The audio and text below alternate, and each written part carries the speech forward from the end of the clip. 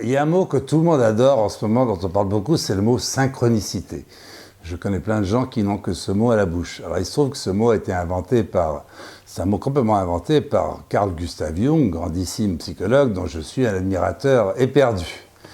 Mais je pense qu'il s'est trompé, en fait, sur sa définition. Grosso modo, il a dit la synchronicité, c'est un événement sans cause qui a du sens pour celui qui le reçoit. Je prends un exemple typique, c'est je me réveille au milieu de la nuit, je suis transpirant et tout, et je sens que ma mère est mal.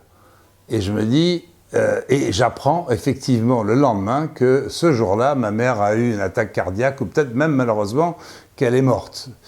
Donc, il n'y a pas de cause, il n'y a pas de lien entre les deux événements, mais n'empêche que la mort de ma mère, c'est un événement qui m'affecte et qui a un sens pour moi.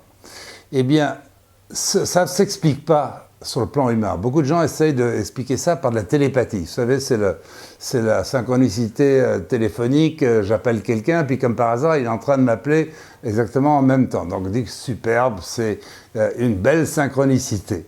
Eh bien, pour comprendre comment ça fonctionne, on est obligé d'introduire un troisième élément. Il y a toujours la personne réceptrice, la personne émettrice, mais il y a un triangle, en fait. Et ce triangle passe par le monde astral. C'est tout bête. C'est que quand j'apprends que ma mère est mal, eh bien, c'est parce que j'ai reçu l'information du monde astral, parce que j'ai reçu par mon protecteur qui est là pour m'aider, parce que nous avons tous des accompagnateurs, nous avons tous des guides, dit-on même. Et bien ce guide, il me prévient, ta maman n'est pas bien. C'est pas du tout une question de télépathie entre ma mère et moi, pas du tout. C'est que notre guide nous a aidés. Et le coup du téléphone, c'est pareil. Les guides, ils nous accompagnent tout le temps, ils nous donnent tout le temps des informations.